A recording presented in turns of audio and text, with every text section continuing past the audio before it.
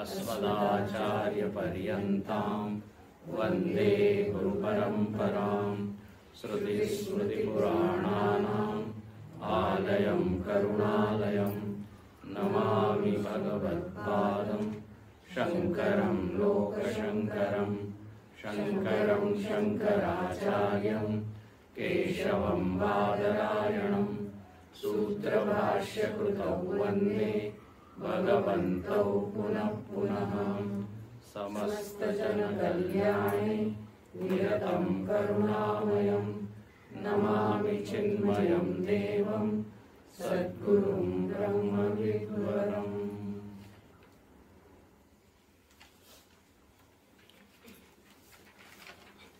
निर्वाण षटकम मधील आपण 4 श्लोक पाहिले होते, त्याच्यावर विचार केला होता। तर आज आपण चौथा श्लोक म्हणू, मग 5वा आणि 6वा।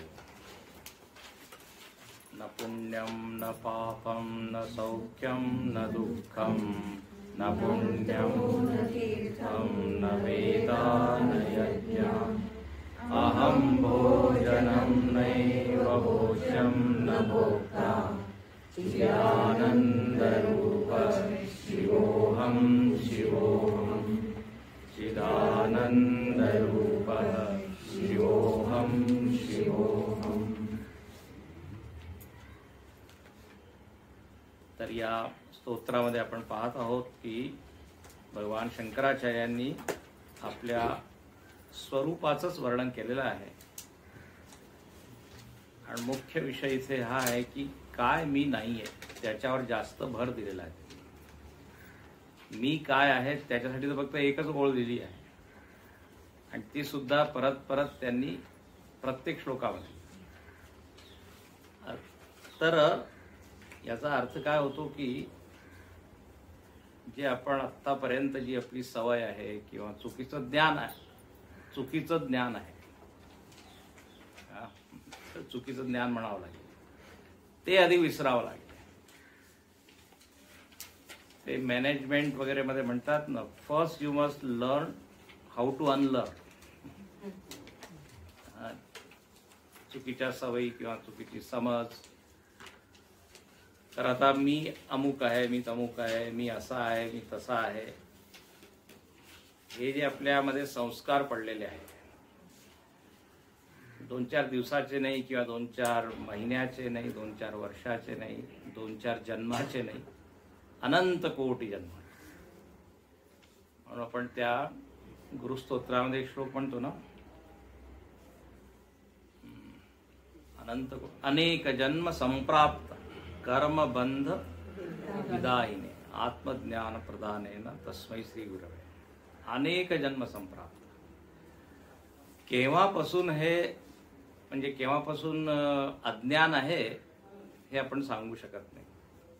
तुम्ही वेदांताचे सगळे ग्रंथ वाचले आहे, ऐकले आहे। अज्ञानाची सुरुवात केव्हा झाली? तारीख आहे का? बर्थडे ऑफ अज्ञान, वाढदिवस, जन्मदिन अज्ञानाचा नाही, अनादि आहे। तर केव्हापासून मी मला जीव मानत आहे म्हणजे याचं उत्तर एकच आहे की माहीत नाही, किंवा उत्तर आहे अनादिकाळ. अनादिमायया सुप्तः असं म्हणतात. झोपलेला आहे हा जीव. केव्हापासून? अनादि काळापासून. अनादि शब्दाचा शाब्दिक अर्थ आहे की ज्याची सुरुवात नाही, आणि त्याचा लाक्षणिक अर्थ आहे की ज्याचं कारण नाही, त्याला म्हणतात अनादि.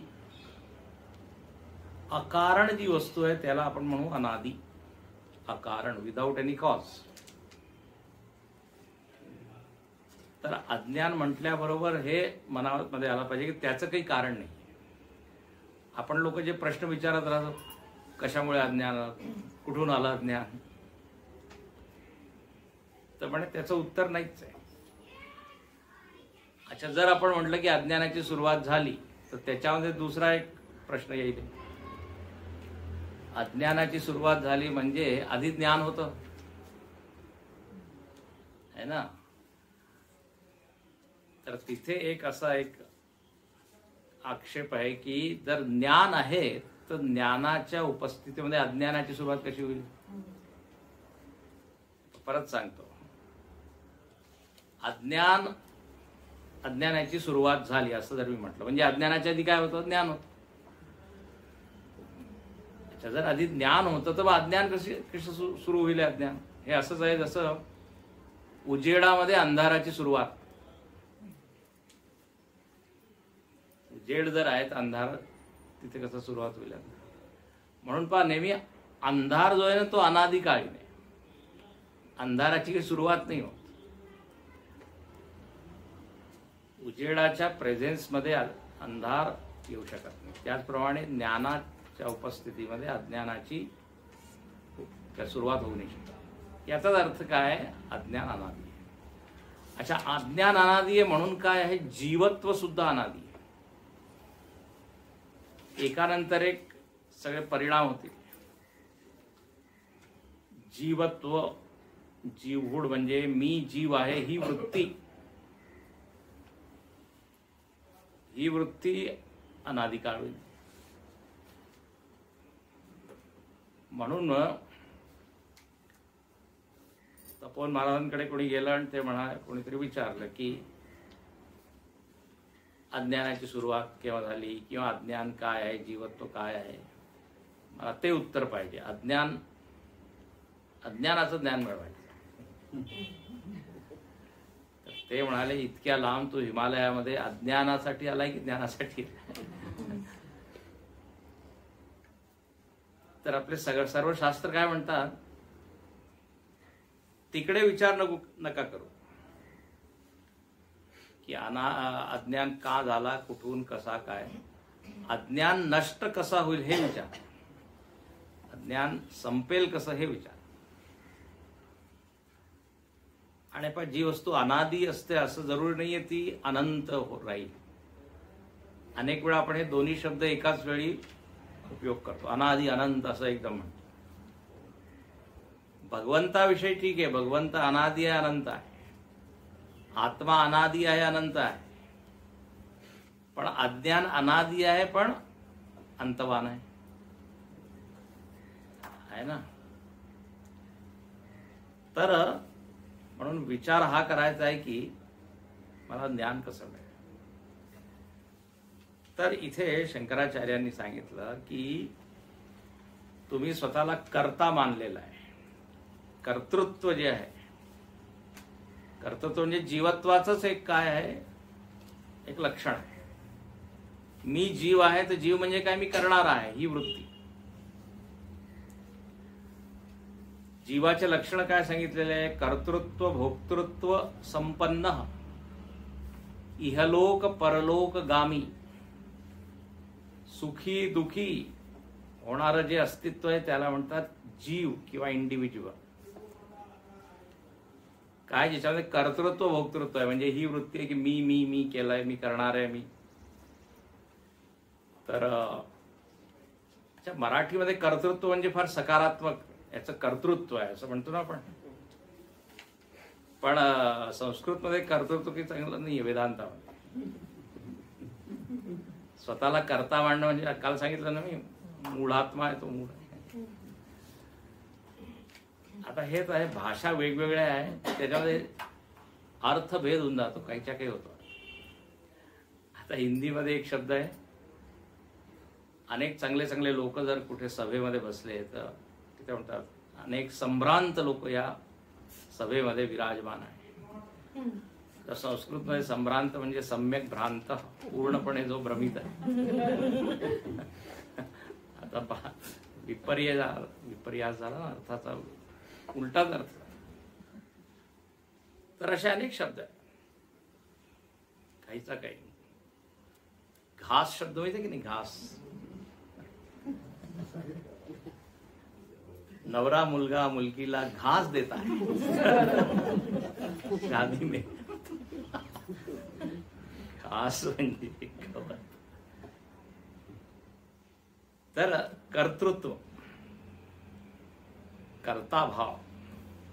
कर्ताभाव कमी असायला पाहिजे. म्हणून आपण कर्मयोग भक्तियोगामध्ये प्रयत्न हाच करतो की मी करता नाही, नाहम करता हरिही करता, हरिही करता ही केवळ.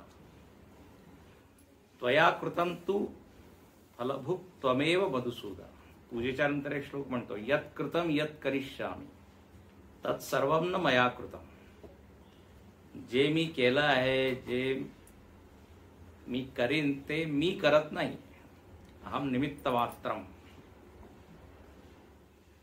तर हे असं का आपल्याला सांगितलं जातं? कारण हे सत्य नाहीये की मी करताय. म्हणून सुरुवातीच्या या साधनेच्या काळात काय म्हणतात की आपलं कर्तृत्व सोपवून द्या देवाला. कर्मयोगामध्ये भक्तियोगामध्ये याचा अभ्यास आपल्याला करावा लागतो. आणि ज्ञान योगामध्ये आपण स्वतः पाहतो की हा मी करता नाही. कळतंय का? म्हणजे आत्म्यामध्ये कर्तृत्व नाहीये म्हणून आधीपासूनच मी करता नाही, मी करता नाही ही सवय आपल्याला लावली पाहिजे. तर जर मी करताच नाहीये तर मी पापात्मा पुण्यात्मा कसा आहे? म्हणून ते म्हणतात न पुण्यम न पापम. अशा आहे, पुण्य पाप सुद्धा असं आहे, अपेक्षिक आहे. एक परिभाषा नाही देऊ शकत.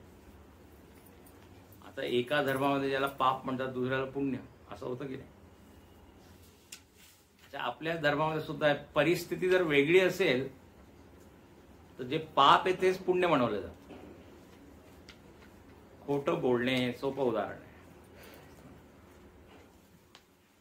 कधी कधी खोटं बोलतो आपण आणि ते म्हणतात बरं झालं तू खोटं बोलला, कारण जास्त त्यांनी नुकसान झालं असतं जर खरं बोलला असतं. अच्छा, हिंसा करणं पाप आहे की पुण्य जरा सांगा? पाप आहे तर काय? सगळ्यात मोठे पापी तर आता बोललं नाही पाहिजे, पण ज्यांनी भगवद्गीता आणि अर्जुन बिचारा एवढा पुण्य करायला निघाला होता की आता हे काय युद्ध वगैरे मी करत नाही. कृष्णाने जबरदस्ती जबरान म्हणतात काळात. तर हिंसा करणे पाप आहे की पुण्य आहे याच्यावर अवलंबून आहे की कोणची परिस्थिती आहे, कोणासमोर तुम्ही उभा, तुमच्या पाठीमागे मनामध्ये भावना काय आहे. म्हणून यांनी काय सिद्ध होतं की खरं पाप आणि पुण्य काहीच नाहीये.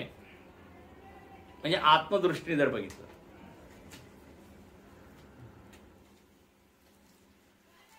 आता आई जे किंवा वडील त्या मुलाला मारत आहे, आता मारणं तसं पाप, पण जर शिस्त लावण्यासाठी ते करत आहे तर पुण्य. तर न पुण्यम न पापम.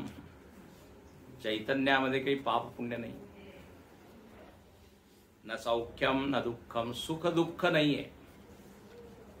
अच्छा, सुख आणि दुःख. आणखीन एक शब्द आहे आनंद.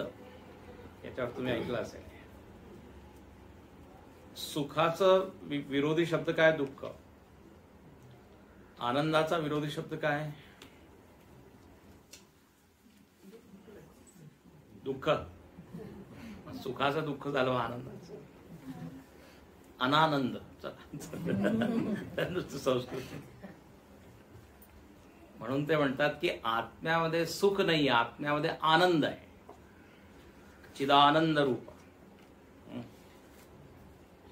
आनंद खरं म्हणजे सुखच आहे, पण सुख शब्दाचा विरोधी असतो. आणि सुख म्हणजे काय, परत मनाच्या स्तरावर, बुद्धीच्या स्तरावर, शरीराच्या स्तरावर हे जे द्वंद्व आहे ते या शमधी शरीर मन बुद्धीमध्ये होत असतात. पण आत्म्यामध्ये द्वंद्व नाही. म्हणून तिथे आनंद शब्द गुरुदेव म्हणायचे, एक आहे काय ब्लिस किंवा हॅपीनेस आणि अदर इज प्लेजर आहे ना. जगामध्ये जे आपल्याला सुख मिळतं त्याला सुख म्हणतात, प्लेजर किंवा हॅपीनेस जास्त. पण ब्लिस म्हटलं, ब्लिस म्हणजे एकदम आनंद, त्याचा विरोधी काही. तर सुख दुःख अच्छा, जे बदलत असतं ते सत्य नाहीये. तर कधी मी सुखी, कधी मी दुःखी, जास्त करून दुःखी, कधी कधी सुखी. गुरुदेव उदाहरण द्यायचे, जसं आपण चटणी खातो की नाही, म्हणजे भाजी वगैरे सगळं वाढलेलं आहे, मधून मधून चटणी, म्हणजे सुख त्या चटणी एवढंच. नाही ठीक आहे, सगळ्यांचं वेगवेगळं आहे. तुम्हाला दुःख जास्त मिळतं, आम्हाला तर सुख आहे, चांगलं आहे, भाग्यवान. तर सुख दुःख हेच राहतात, पण आत्म्यामध्ये हे दोन्हीच नाही. ठीक आहे. तर पाप पुण्य सुख दुःख हे सगळे द्वंद्व आहे. आणि जी साधना आपण करतो, काल मी सांगितलं, मंत्र वगैरे, मंत्र जाप आहे, तीर्थ आहे, परत हे सगळे उपाधीला चांगलं बनवण्यासाठी. उपाधी आहे ना, याला उपाधी म्हणतात ना, शमधीला उपाधी म्हणतात. आता उपाधीची सुद्धा परिभाषा आहे, सगळ्या शब्दांची परिभाषा आहे. काही उप म्हणजे काय, जवळ. आधी म्हणजे परत त्याच्यावर बसणे, असं म्हणजे आधी येते. आता अगदी त्याची परिभाषा अशी आहे, उपसमीपवर्तिनी वस्तुनी स्वकीयम धर्मम आदधाती. ती उपाधी म्हणजे जी जवळ राहून आपल्या गुणधर्माचा आरोप त्याच्यावर करते, दुसऱ्या वस्तूवर, त्याला म्हणतात उपाधी. जी वस्तू दुसऱ्या वस्तूच्या जवळ राहून आपले गुणधर्म त्याच्यावर ठेवते, आरोपित करते, पण त्या वस्तूमध्ये बदल करत नाही, त्याला म्हणतात उपाधी. कालचं उदाहरण फुलाचं आणि पिंडीचं. तर फुलाच्या उपाधीमुळे शिवाची जी पिंडी आहे ती लाल दिसत आहे. त्याचप्रमाणे शरीर मन बुद्धी उपाधी आहे, त्याच्यामुळे आत्म्यामध्ये सुख दुःख आहे, आत्म्यामध्ये वाढ आहे किंवा क्षय आहे, जन्म आहे, मरण आहे. खरं म्हणजे आत्म्यामध्ये काहीच करत नाही, म्हणजे ते उपाधी करू शकत नाही समाधी. पण काय तसं वाटतं. आता अगदी व्यावहारिक स्तरावर आपल्याला उपाधी किंवा पदवी मिळते, तर पदवी सुद्धा एक प्रकारची काय उपाधीच आहे. आपल्याला वाटतं मी फार मोठं झालो, असं वाटतं ना. खरं जर आत्म्याला पाहिलं तर आत्मा काही मोठा होत नाही, लहान. अच्छा, उपाधीमुळे पण आपला अभिमान वाढतो. त्याचप्रमाणे इथे देहाभिमान, मनाभिमान, वेदांतिक अभिमान हाच आहे. तर हे उपाधी धर्म वेगळे आहे, आत्मधर्म वेगळे आहे.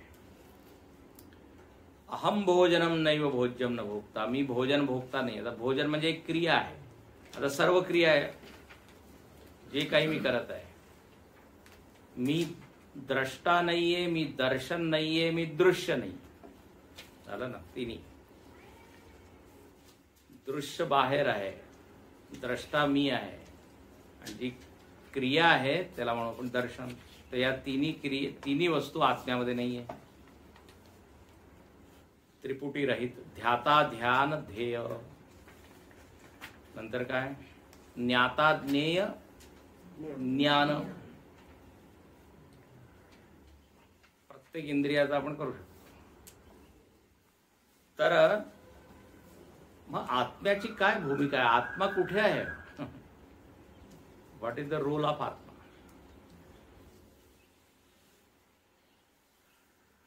उत्तर काय होईल? आत्म्या या तिघांना काय करत आहे तर म्हणे सपोर्ट देत. बस त्याच्यावर हे सगळं सुरू आहे. दर्शन, दृश्य, द्रष्टा वगैरे वगैरे. ज्ञाता ज्ञेयान म्हणजे काय, जसं एक असतं ना मंच, काय म्हणतात, स्टेज, त्याप्रमाणे आहे.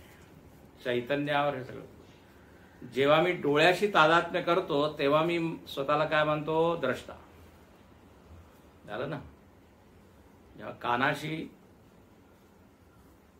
तादात्म्य होतो तेव्हा काय मी काय म्हणेन स्वतःला? श्रोता. ऐकता ऐकता जेव्हा तादात्म्य तुटतं तेव्हा काय? श्रोता.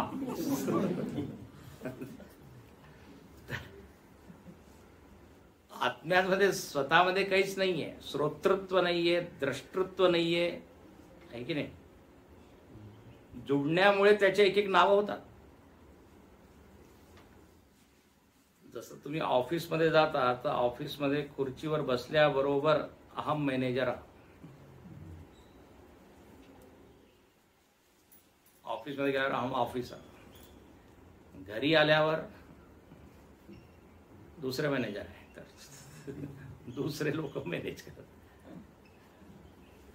तर म्हणजे काय, सतत त्या उपाधीप्रमाणे माझे नाव होत राहतात, आहे ना. पण स्वतः आत्मा निरुपाधिक आहे. निरुपाधिक म्हणतात, निरुपाधिक चैतन्य, उपाधी रहित. ते तुम्ही ऐकलं असेल, जिथे उपाधी आहे मग तिथे आधी व्याधी दोन्ही आहे. उपाधी आहे तर आधी व्याधी. समाधीमध्ये काही आधी व्याधी नाही. समाधीमध्ये जायचं असेल तर उपाधीला सोडावं लागेल. तर इथे तेच म्हणतात, ही उपाधी सोडा, तेव्हाच काय आहे, चिदानंद रूप शिवंशी ही स्थिती मिळेल. आता 5व्या श्लोकामध्ये पहा काय म्हणतात. परत उपाधीचंच वर्णन आहे. न मे मृत्युशंका न मे जाति भेदः, न मे मृत्युशंका न मे जाति भेदः, पिता नैव मे नैव माता न जन्म, पिता नैव मे नैव माता न जन्म, न बन्धुर्न मित्रं गुरुर्नैव शिष्यः, न बन्धुर्न मित्रं गुरुर्नैव शिष्यः, चिदानन्दरूपः शिवोऽहं शिवोऽहं, चिदानन्दरूपः शिवोऽहं शिवोऽहं. पहिली ओळ काय, न मे मृत्युशंका. आता पाहायचं याचा अर्थ काय, तसं न मे मृत्युशंका. शंका शब्दाचा अर्थ इथे संशय नाहीये, मला मृत्यूचं भय नाहीये, म्हणजे हा अर्थ आहे तिथे. एक अर्थ तर हा झाला, मला मृत्यूचं भय. आणि दुसरा अर्थ काय, जर शंका शब्द आपण घेतला तर मला याबद्दल काही शंका नाही की माझं मरण होणार नाही. हा अच्छा, जो अज्ञानी आहे तो काय म्हणतो, मला मुळीच शंका नाहीये, निश्चितच मी मरीन. फरक कळतोय का? नमे मृत्यू शंका, देर इज नो डाऊट की मी राहीन, नंतर मरीन. पण इथे त्याचा मतितार्थ किंवा गूढार्थ काय की मला मुळीच यामध्ये भीती नाहीये, मरणाची भीती नाही, हा खरा अर्थ आहे नमे मृत्यू शंका. आता बाय जबरदस्त स्टेटमेंट आहे. आपल्याला अनेक प्रकारचे भय आहेत, त्यामध्ये मृत्यूचं भय सगळ्यात जास्त. नाही तर भय तर अनेक प्रकारचे आहे ना.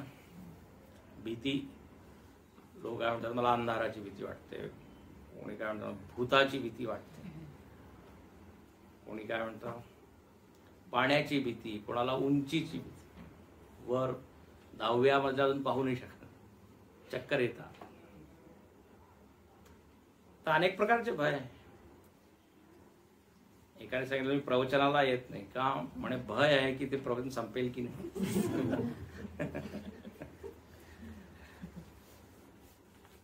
पण सगळ्यात जास्त जे आपल्याला काय म्हणतात ज्याच्यामुळे काळजी, चिंता, मृत्यू किंवा भीती जास्त आहे.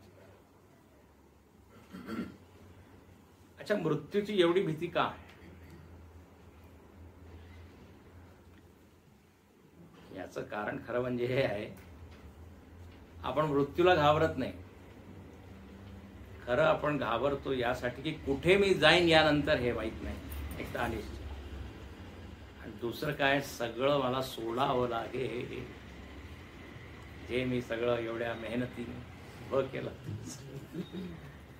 गुरुजी छान सांगतात की जर देवाने असं सांगितलं की मेल्यावर तुझं सगळं काही तुला परत मिळेल जे तू इथे कर, मग त्याला मुळीच काय भीती वाटणार नाही. तो म्हणाला ओके, म्हणजे it's a kind of transfer only. Yes. पण काय आपण कुठे जाऊ, शून्यामध्ये विलीन होऊ की काय काय, त्यामुळे भीती वाटत. ममता त्याला म्हणतात, आसक्ती, ममता, त्याच्यामुळे भीती. सगळं सोडावं लागतं ज्याच्या बरोबर इतके वर्ष आपण राहिलो. वस्तू, व्यक्ती, परिस्थिती, घर, पैसा, सगळं. अच्छा, आता इथे हा जो ज्ञानी पुरुष आहे याला मुळीच काही भीती नाही, घाबरत नाही. का? कारण तो पाहतो की माझं अस्तित्व कधीच संपत नाही, नष्ट होत नाही, मरत नाही. तुम्ही आत्ताच पंचदशीचा पहिला अध्याय वाचला आहे किंवा ऐकला आहे या लोकांनी. त्याच्यामध्ये एक ओळ फार महत्वाची आली होती, मासाब्द युग कल्पेशु एका संवित्न भित्ती. तिथे त्यांनी सिद्ध केलंय की आत्मा मरत नाही, है ना. एक दिवसात आत्मा मरत नाही, पूर्ण दिवसात 3 अवस्था येतात जातात, त्या मरतात, पण मी मात्र मरत नाही.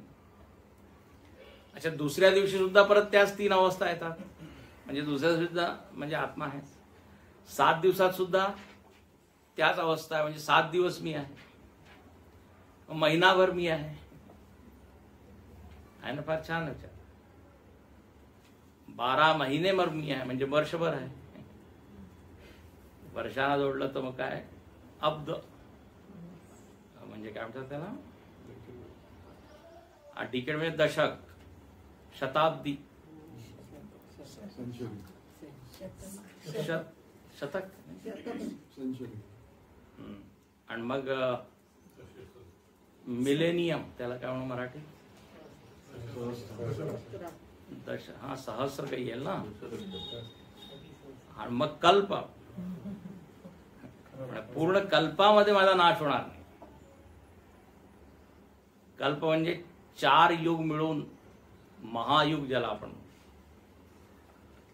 4,32,000 वर्ष कलियुगामध्ये, त्याच्या दुप्पट द्वापर, मग त्याच्या तिप्पट त्रेता, म्हणजे कधीच मी मरत नाही. किती गुड न्यूज आहे की नाही. पण काय आहे की आपल्या या उपाधीशी एवढं प्रेम आहे, त्या उपाधी मरतील तर मी सुद्धा. पण इथे त्यांनी आपल्याला डिटॅच केलं, आपल्याला वेगळं केलंय. म्हणून न मे मृत्युशंका न मे जाती भेद. जाती भेद नाहीये स्वमध्ये, आत्म्यामध्ये. ब्राह्मण आत्मा, क्षत्रिय आत्मा असं होतं का? आत्म्यामध्ये काहीच नाही. जातीचा संबंध शरीराशी आहे. कोणत्या कुळामध्ये किंवा कुटुंबामध्ये माझा जन्म झाला त्याप्रमाणे जाती. शरीराचा संबंध आहे, घराशी त्याचा संबंध आहे. आत्म्याचं काही गोत्र नाही किंवा काही जाती नाही किंवा काही कुळ नाही. तर न जाती भेद. पिता नैव मे नैव माता न जन्म. आता इथे तो काय म्हणत आहे ज्ञानी पुरुष, की माझे काही वडील नाही, कोणी आई नाही, माझा काही जन्म नाही. आता ही ओळ सांभाळूनच म्हणायला पाहिजे सगळ्यांचं, किंवा समजली पाहिजे. नाही तर ही ओळ कोणी ऐकली आणि घरी गेल्यावर तो आईला आई म्हणत नाही. आत्ताच मी ऐकून आलो आहे, माझी कोणी आई नाही, माझे कोणी. अर्धवट काय म्हणतात त्याला, वेदांत. हिंदीमध्ये त्याला म्हणतात अखबारी वेदांत, म्हणजे पेपरामध्ये असं थोडंसं वाचलं कोणी आणि चुकीचं समजलं. आता माता पिता जन्म परत याचा संबंध शरीराशी. आता हे इथे सगळ्याचा कशाचा निषेध करत आहे? संबंधांचा निषेध. आत्म्यामध्ये कोणाचा संबंध नाही. पण प्रत्येक श्लोकामध्ये आपण पाहतो ना, याचा निषेध त्याचा निषेध. तर इथे कशाचा निषेध केलाय? आत्म्याशी काहीच वस्तू जोडू शकत नाही. जेवढे नातेवाईक आहे ते नातेवाईक परत शरीरामुळेच आहे. आणखी काय? गुरु छान म्हणतात की जेवढे नातेवाईक आहेत त्यांना इंग्रजीमध्ये काय म्हणतो आपण? Relative. So they are all relative, they are not absolute. म्हणजे ते एका परिस्थितीमुळे, आता मुलगा आहे मुलगी आहे पण एकदम काय पती पत्नी नवरा बायको झाले, आणि मग एवढे नाते उभे राहिले, सासू सासरे भाचा काय काय, म्हणजे दीर आहे, जाऊ आहे, नणंद आहे. हे काही जन्मापासून तर नव्हते ना. एक संबंध झाला आणि त्याच्यामुळे एवढे इन रिलेशन विथ, असं काही परिस्थितीमुळे त्यांचे सगळे संबंध झाले. आत्म्याशी कोणी कधीच जुळलेलं नाही. आता शरीरच जर जुळलेलं नाहीये तर मग इतर लोक काय आहे की नाही? तर पिता नाही, हे व्यावहारिक ज्ञान इथे मुळीच नाही बरं का. हे सगळं व्यावहारिक नाही. म्हणून वेदांताबद्दल काय सारखं आम्ही सांगतो किंवा तुम्ही ऐकलं असेल, वेदांता बोलण्याचा विषय नाहीये जास्त. जेव्हा प्रवचन किंवा हे सुरू आहे तेव्हा तर ठीक आहे, नाही तर असं जाऊन घोषणा करायची, हा आता मी ऐकून आलोय, तू माझा भाऊ नाहीये, तू हे माझं घर नाहीये, असं जर बोल. अंतःकरणामध्ये किंवा अंतरंगामध्ये आपल्याला काय म्हणजे समजून ठेवायचं. बाहेर जर तुम्ही बोलला तर तुमची थट्टा होईल, लोक म्हणतील प्रवचनाच्या आधी तर ठीक होता, प्रवचनामध्ये गेल्या डोक्यामध्ये काही फरक झाला आहे. म्हणून काय याला नुसतं आमचे स्वामी म्हणतात पचवण्याचा, you have to just digest. बोलायचं नाही. जसं एक मूक आस्वादनवत, मूक म्हणजे जो बोलत नाही. आता त्याला तो खात आहे पण तो काही बोलू शकत नाही, गोड आहे तिखट आहे की आहे, त्याला आनंद घेतो. त्याप्रमाणे नारद भक्ती सूत्रावर सुद्धा एक आलाय ना, हा एक सूत्र आलेलं आहे. अच्छा बा, पुढे सुद्धा जे वेगवेगळे संबंध आहेत, न बंधुर न मित्रम गुरुर नैव शिष्य. माझा कोणी बंधू नाही, माझा कोणी मित्र नाही. आता मित्राबरोबर तो बोलत आहे आणि तो समोर तोंडावर म्हणत आहे की माझा कोणी मित्र. गुरु, अच्छा चला हे ठीक आहे, पण सगळ्यात म्हणजे गुरुर नैव शिष्य. अच्छा हे गुरुच सांगत आहे बरं का त्या शिष्याला, या जगात कोणी गुरु नाही, तू शिष्य नाही माझा, मी तुझा गुरु नाही. आहे ना गंमत. आता हे फक्त अद्वैत वेदांतामध्येच हे शक्य. स्पष्टपणे ते सांगतात की गुरु शिष्य हे फक्त एका कामासाठी परत एक उपाधी ओढून घेतली. आपल्याला ज्ञान मिळवायचंय म्हणून एकाला गुरु म्हणावं लागेल, एकाला शिष्यत्व स्वीकार करावं. पण हे काही परमसत्य नाहीये. मांडुक्य कारिकेमध्ये म्हटलेलं आहे उपदेशात अयम वाद. उपदेश करण्यासाठी ही भूमिका घ्यावी लागते, आहे की नाही? उपदेशासाठी. अच्छा, एक आणखीन आहे. गुरु आणि शिष्य, जो म्हणतोय की मी गुरु आहे, ठीक आहे, पण तो सुद्धा शिष्य आहे की नाही कोणाचा?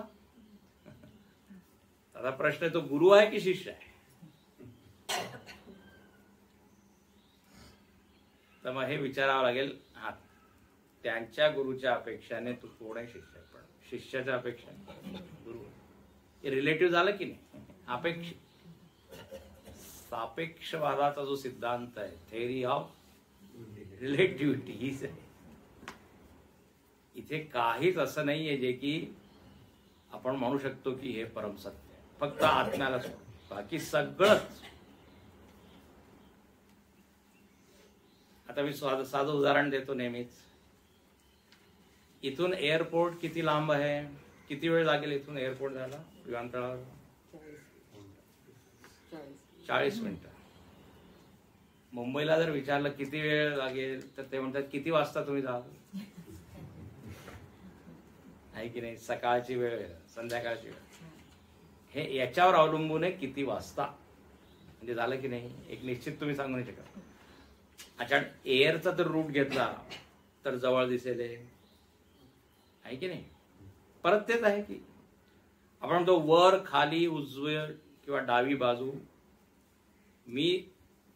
तुम्ही माझ्या समोर बसला, जर मी पाठ केली तर सगळे पाठीमागे.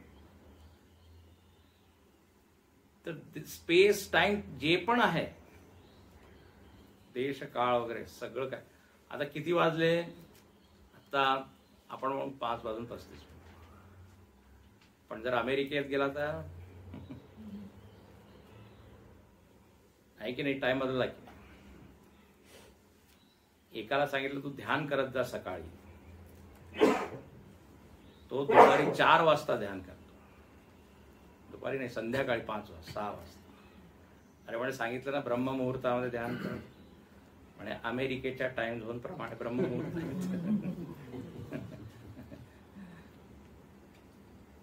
तर काय आहे, म्हणून इथे चैतन्य किंवा परमात्म्याला सोडून सगळंच काय सत्य नाही म्हणून निषेध केलेला आहे. गुरु नैव शिष्य.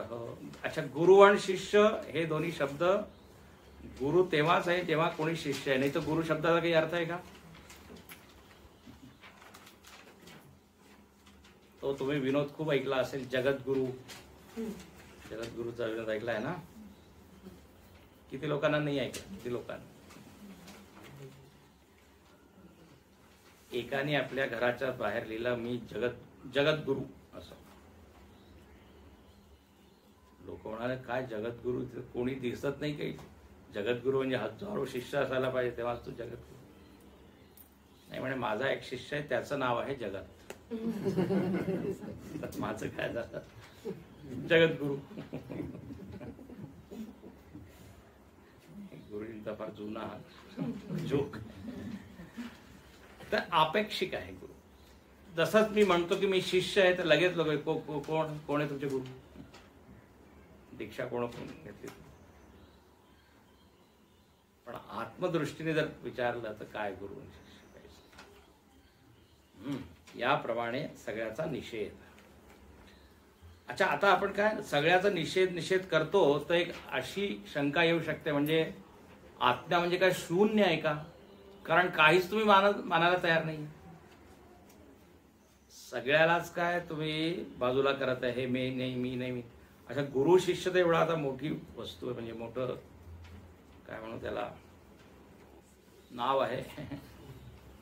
आता मी गुरु नाही, शिष्य नाही, मग काय मी म्हणजे काय शून्य? तर शून्यवाद नाहीये वेदांत, म्हणजे शून्यवाद नाहीये. वेदांत म्हणजे आत्मवाद आहे. सगळं संपल्यावर जे राहील शिल्लक तो मी राहील.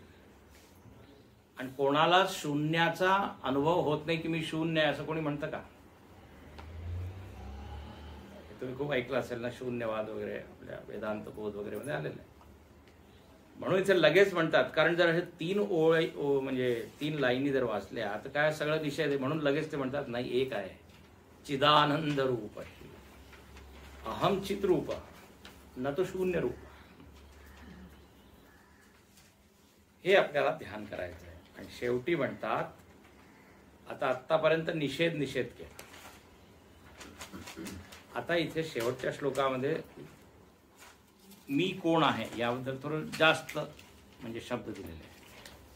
त्याच्यात ते म्हणतात, अहम निर्विकल्पो निराकार रूप अहं निर्विकल्पो निराकाररूप विभुर्व्याप्य सर्वत्र सर्वेन्द्रियाणाम् विभुर्व्याप्य सर्वत्र सर्वेन्द्रियाणां सदा मे समत्वं न मुक्तिर्न बन्धः सदा मे समत्वं न मुक्तिर्न बन्धः चिदानन्दरूपः शिवोऽहं शिवोऽहं चिदानन्दरूपः शिवोऽहं शिवोऽहं चिदानन्दरूपः शिवोऽहं शिवोऽहं चिदानन्दरूपः शिवोऽहं शिवोऽहं.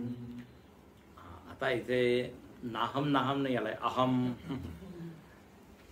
मी कोण आहे तर म्हणे निर्विकल्प. निर्विकल्प, विकल्पाचा जिथे अभाव आहे, विकल्प शून्य मी आहे जिथे विकल्प नाही. आता विकल्प म्हणजे काय? विकल्प शब्दाचे सुद्धा अनेक अर्थ आहे. एक विकल्प म्हणजे आपण पर्याय ना, ऑप्शन म्हणतो ना, काय याचा विकल्प काय, एक तर तो अर्थ आहे. पण विकल्प म्हणजे वृत्ती किंवा विचार. निर्विकल्प समाधी म्हणतात ना, म्हणजे जिथे वृत्ती नाहीये, इतर जगाच्या सर्व वृत्ती ज्या संपल्या, शांत झाल्या, तर निर्विकल्प आत्म्यामध्ये कोणतीच वृत्ती नाही.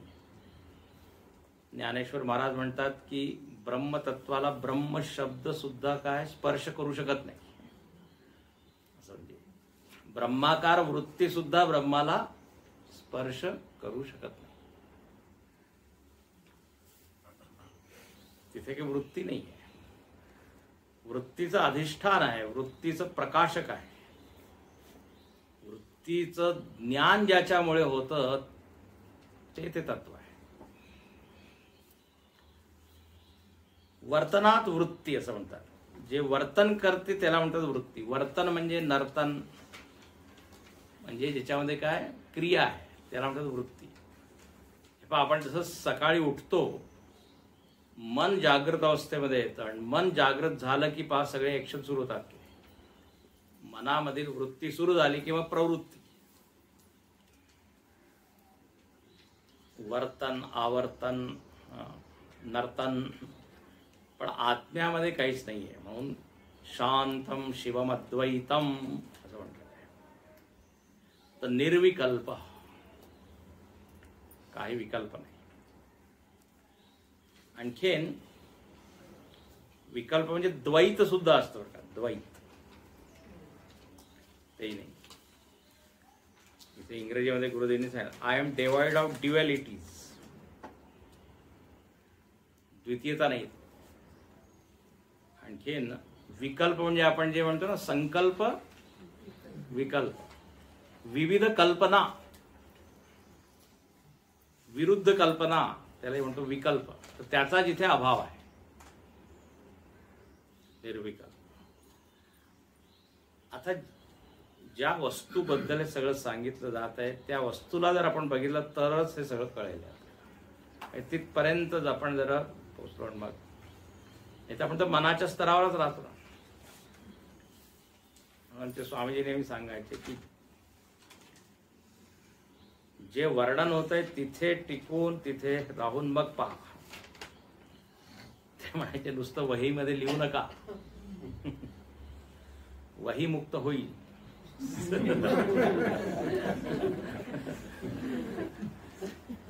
जिथे जर सांगितलं जात आहे तिथे तुमचं लक्ष घेऊन जा. अहम निर्विकल्प निराकार रूप. मी कसा आहे? निराकार. निराकार म्हणजे इथे आकाराचा अभाव आहे.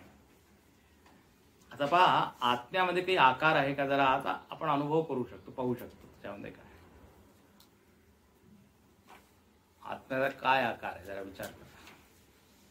गोल आहे की असा लांबट आहे की चौकोर आहे की कोणताच आकार नाही. जीवन तत्व जे आहे, लाईफ किंवा चैतन्य, निराकारच आहे. आकार म्हणजे काय? मर्यादा आली. शरीराचा आकार आहे म्हणजे काय? मर्यादित आहे. स्थळ काळामध्ये आकार म्हटलं की स्थळ काळ मर्यादित असतो. पण म्हणून पहा लगेच ते म्हणतात विभुर व्याप्य सर्वत्र सर्वेंद्रिय. आत्म्यामध्ये आकार नाहीये म्हणून आत्मा व्यापक आहे. निराकारता व्यापकता हे दोन्ही एकाच वेळी घडतात. जी वस्तू आता याचं उदाहरण म्हणजे सगळ्यात जवळचं उदाहरण म्हणजे आकाश, पोकळी. पोकळीचा काही आकार नाही म्हणूनच पोकळी व्यापक आहे. आता वायूची सुद्धा एक काय आहे? मर्यादा आहे. त्याच्या पुढे वायू नाहीये ना, पण पोकळी आहे. अंतरिक्ष अंतराळ म्हणतात ना, कारण तिथे काही आकार नाही. तर निराकार रूप विभुर्व्याप्य सर्वत्र सर्वेंद्रियाण. हा, आता आत्मवस्तू व्यापक आहे. कुठे व्याप्त आहे? तर म्हणतात सर्वत्र. सर्वत्र म्हणजे सुरुवात करा तर म्हणतात आपल्या इंद्रियांपासून. सगळ्या इंद्रियांमध्ये आत्मा व्याप्त आहे. आत्मचेतना. तेव्हा डोळे पाहू शकतात, कान ऐकू शकतात. व्यापक म्हणजे बाहेर बाहेर आहे आणि आत नाही असं नाही. मनामध्ये व्याप्त आहे, तिथूनच सुरुवात आहे. मनामध्ये चैतन्य व्याप्त आहे. मग ते सचेत मन इंद्रियांमध्ये व्याप्त आहे आणि मग त्या इंद्रिया विषयांमध्ये जात आहे. तिथेही तो व्याप्त झाला. तर विभुर व्याप्य सर्वत्र सर्व. शेवटची ओळ आहे सदा मे समत्वम. माझ्यामध्ये नेहमी समत्व आहे. मी कधीच विषम होत नाही. फार छान तुम्ही सांगितलं समत्वम. गीतेमध्ये भगवंताला जो विषय आवडतो, आवडता विषय म्हणजे काय? समता. समत्वम. प्रत्येक अध्यायामध्ये ते समत्वम योग उच्यते. समम समम सगळीकडे म्हणतात ना. समम काय शिरोग्रीवम. सर्वत्र समदर्शन. तर इथे काय म्हटलंय? खरं म्हणजे समत्व आत्म्याचा गुण आहे, आत्म्याचा स्वभाव आहे. मनामध्ये किती द्वंद्व असो, विषमता असो, पण आत्मा त्यामुळे विषम होत नाही. तर समत्वम एक रस, एकसारखं. गीतेमध्ये म्हटलेलं आहे की 3 स्तरावर आपल्याला समत्व साधायचं आहे. वस्तू, व्यक्ती आणि परिस्थिती या 3 क्षेत्रामध्ये किंवा 3 गोष्टींमध्ये जो समत्व साधतो तोच खरा योगी आहे. आणि तिथे उदाहरण दिलेले आहे. तसं समलोष्टाश्म कांचन. वस्तूंमध्ये तो समबुद्धी ठेवतो. म्हणजे एका वस्तूला जास्त महत्व देतो, एकाला कमी, एकामध्ये जास्त आसक्त आहे, एकामध्ये काय म्हणतात अनासक्त आहे, असं नाही. तो समबुद्धी. उदाहरण दिलेलं आहे. माती, दगड, आणखीन सोनं. सगळ्यांमध्ये तो एकच पाहतो. आपण सोन्याला जास्त महत्व देतो, दुसऱ्याला कमी. खरं म्हणजे सोनं महत्वाचं आहे की माती? सोन्याशिवाय आपण जीवन जगू शकतो, पण मातीशिवाय जगू शकतो. म्हणून ते तुलसीदासजी म्हणतात की भगवंत जो आहे ना तो गरिबांचा आहे. म्हणून त्यांनी आकाश, वायू, उजेड, माती हे सगळं स्वस्त केलं आहे. कारण गरीब ऑल्सो कॅन अफोर्ड, पण बाकीची किंमत लावली. तुलसी गरीब निवाज. खेरत समलोष्टाश्म कांचन म्हणजे काय? वस्तूंमध्ये अति आसक्ती ज्याची नाहीये. अशा आसक्ती म्हणजे इथे खरं म्हणजे काय? आग्रह की बा ही वस्तू पाहिजे, हा माझ्यासाठी तीच महत्वपूर्ण आहे. तो प्रत्येक वस्तूमध्ये काय आनंदित आहे. तर वस्तूमध्ये समता. व्यक्ती तिथे लिहिलेलं आहे सुरुन मित्र रूप उदासीन मध्यस्थ द्वेष बंधुषु स्वाधुष्वपिच पापेषु समबुद्धिर्विशिष्य. 8 प्रकारचे लोक समाजामध्ये आहेत. समाजाचं क्रॉस सेक्शन घेतलं, किती प्रकारचे लोक आहे? 8. म्हणे त्या 8मध्ये तो एकच तत्वाला पाहतो. 8 लोक कोणते आहे? तर सुहृत म्हणजे चांगले मित्र. समाजामध्ये काही लोक मित्र आहे. सुरन आणि मित्र, दुसरा शब्द दिला मित्र. सुहृत म्हणजे अगदी जवळचे मित्र आणि मित्र म्हणजे सामान्य. कारण म्हणजे सुहृद शब्दाचा अर्थ असतो जो फारच चांगल्या हृदयाचा आहे आणि जो सतत उपकार करायला तयार आहे, तो न अपेक्षा न करता जो सतत मदत करतो त्याला म्हणतात सुहृद. तर असे लोक आहे. तो सुहृद, मित्र. अरी म्हणजे शत्रू. सुहृद मित्रार उदासीन. काही लोक असे समज उदासीन, काही होऊ द्या त्यांना काही फरक पडत. ते रामायणामध्ये सांगत होतो कोण रूप होऊ हमऊ का हानी. कोणी राजा होईल मला काय त्याच्यात. मंथरा म्हणते अशी कैकेयीशी जेव्हा संवाद करत आहे ना, ती म्हणजे ठीक आहे कोणी, कारण कैकेयी आधी रागवते तिला. अरे म्हणे जर राम राजा बनत आहे त्याच्यामध्ये काय चूक आहे? तर मग ती म्हणते ठीक आहे, मला काय, मला तर सेवाच करायची आहे. जेव्हा चुनाव येतात निवडणुकी, तेव्हा काही लोक असे उदासीन असतात, कोणताही पक्ष येऊ, आम्हाला काय, आम्हाला तीच 4 भाकरी खायची, काय 4 पोळ्या, आमच्या जीवनामध्ये काही परिवर्तन. तो उदासीन. अच्छा, याच्या उलट एक 5वे प्रकारचे लोक मध्यस्थ. काही भांडणं झाले, काही वाद झाला तर ते तिथे जरूर जातील, दोन्ही बाजू जी आहे त्याला समजवण्याचा प्रयत्न. हे काय उदासीन, काही करा आम्हाला काय, नाही. असे अनेक समाजसेवी लोक असतात. मध्यस्थ. मग द्वेष्य. काही लोक असे द्वेष करणार आहे. मग काही लोक आहे साधू म्हणजे चांगले लोक आहे, सज्जन लोक आहे. साधुष्वपिच पापेषु. आणि काही लोक पाप करणारे आहे ना समाजामध्ये. हेच किती झाले? 8 की 7 आहे? 8 झाले ना. पापी. तर तिथे हा श्लोक आहे, कोणत्या अध्यायामध्ये तुम्ही पहा.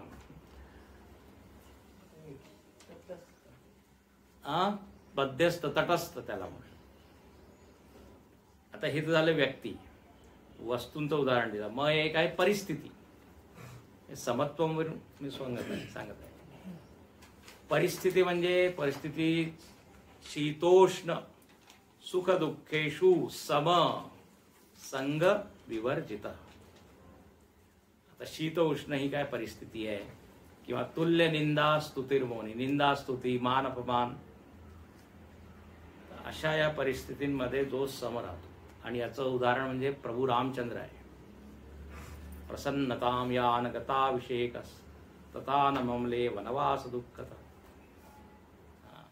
मुखांबुज श्री रघुनंदनस्य सदा सा मंजुल मंगल प्रदा. असं अयोध्या कांडामध्ये सुरुवातीलाच तुळशीदासांनी लिहिलं आहे. कारण अयोध्या कांडामध्ये ते वर्णन आहे, त्यांना वनामध्ये जावं लागतं, पण त्यांच्या चेहऱ्यावर काही मलिनता किंवा दुःख नाही, तेवढेच प्रसन्न आहे. म्हणजे थोडासा फरक झालाय. आधी मला अयोध्येचं राज्यपद मिळणार होतं, आता जंगलाचं, वनाचं. किती मोठा असा विचार आहे. सामान्य माणूस त्याला हार्ट अटॅक झाला असता. तर याला म्हणतात समत्व.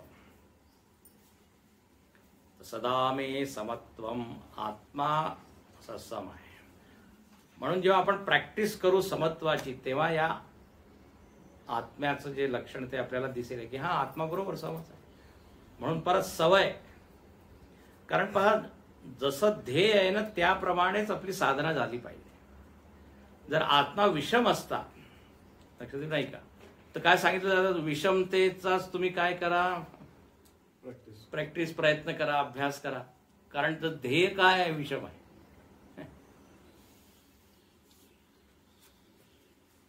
त्याचे जे लक्षण आहे, त्याच्या जवळपास आपले लक्षण असले तर आपण पोहोचू शकतो. आता मी आधीच तुम्हाला उदाहरण दिलं कर्तृत्वाचं. आता आत्मा अकर्ता आहे म्हणून सांगितलं जातं की तुम्ही करा, पण असं समजा की देवानी केलं. हा विचारच तुम्हाला अकर्तृत्वाकडे नेईल.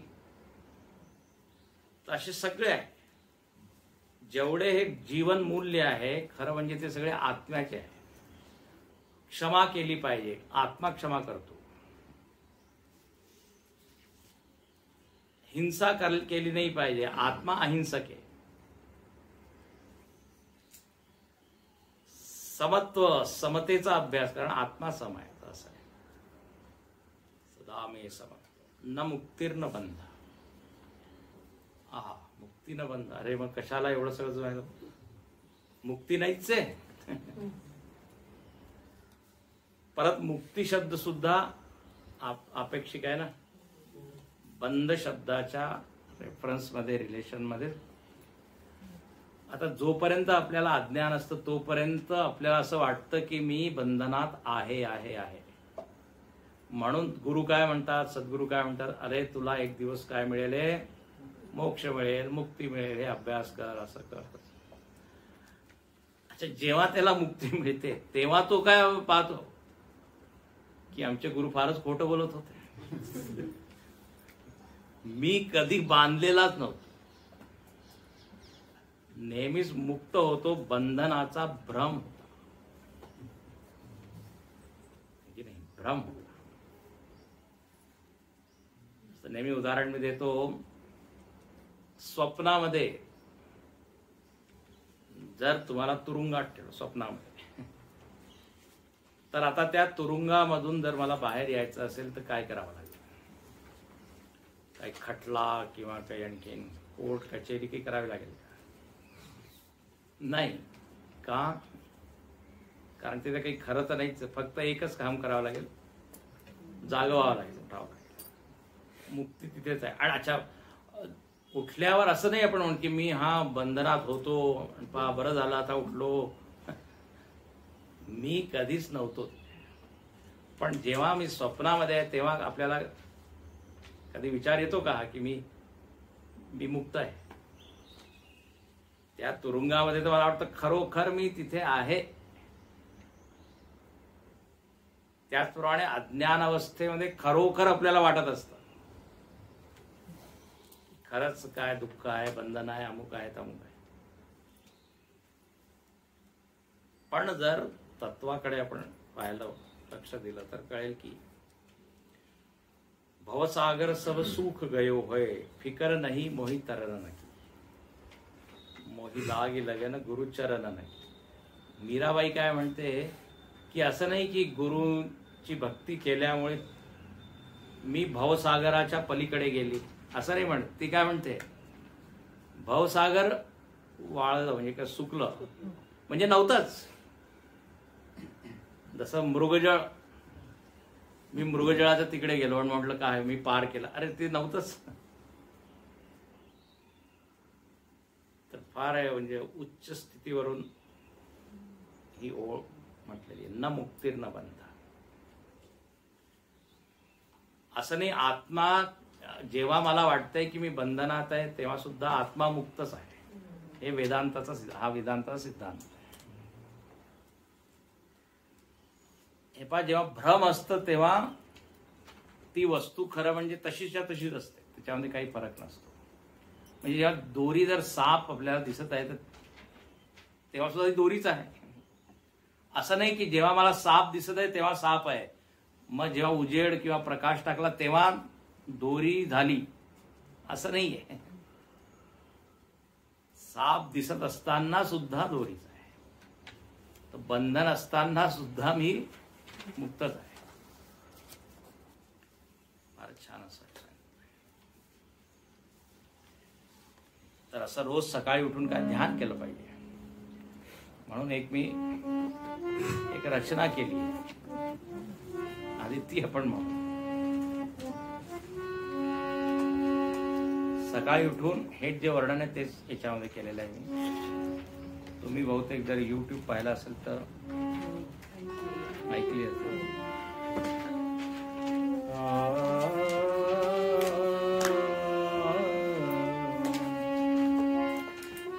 प्रात समय की शुभ बेला में, प्रात समय की शुभ बेला में ध्यान करूं मैं हृदय कमल में, ध्यान करूं मैं हृदय कमल में.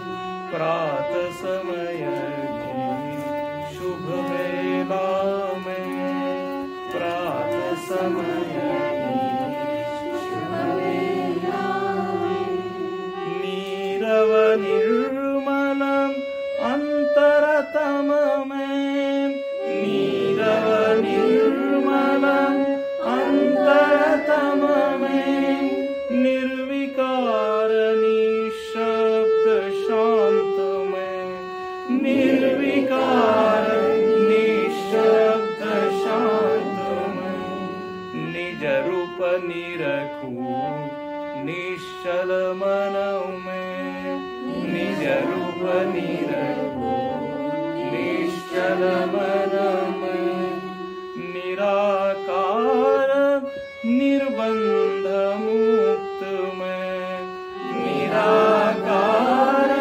निर्बंध मुक्त में.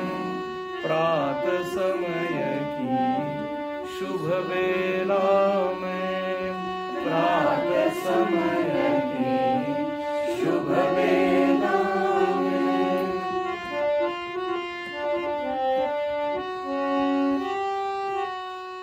नित्य निरंतर नवनवीन में, नित्य निरंतर नवनवीन में ध्यान लगाऊं पाऊं सुख में, ध्यान लगाऊं पाऊं सुख में निर्विकल्प निर्विशेष चित्त में, निर्विकल्प निर्विशेष चित्त में, निर्विकल्प निर्विशेष चित्त में, निर्विकल्प निर्विशेष चित्त में शिव शिव शिवमयं शुद्ध तत्व में, शिव शिव शिवमयं शुद्ध तत्व में. प्रात समय की शुभ बेला में, प्रात समय की शुभ बेला में ध्यान करूं मैं हृदय कमल में, ध्यान करूं मैं हृदय कमल में, हृदय कमल में, हृदय कमल में.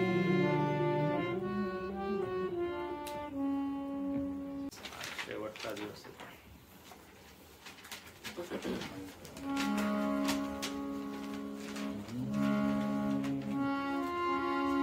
मनोबुद्धि अहंकार चित्तानि न च श्रोत्र जिह्वे न च घ्राण नेत्रे न च व्योम भूमि न तेजो न वायु चिदानंद रूपः शिवोऽहं शिवोऽहं चिदानंद रूपः शिवोऽहं शिवोऽहं.